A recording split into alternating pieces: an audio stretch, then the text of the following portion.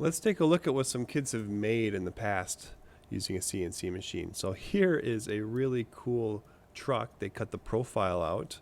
They had holes in it so that they could use dowel rods to connect the sides, and then they cut 2 copies of it. We 3D printed wheels, and there's a motor inside of there that will drive that thing along. So making the profile of a vehicle and then making sure you insert holes so you can add dowel rods to give it some depth. That's a cool project. Here's a basic one I do with a lot of students. This is called a glow box. Now a glow box is just a cut apart piece of piece with sides that adjoin.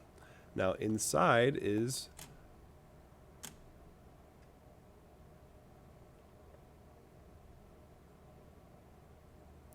a whole bunch of a set of fairy lights, so that in a dark place this thing is glowing with whatever silhouette you've set aside.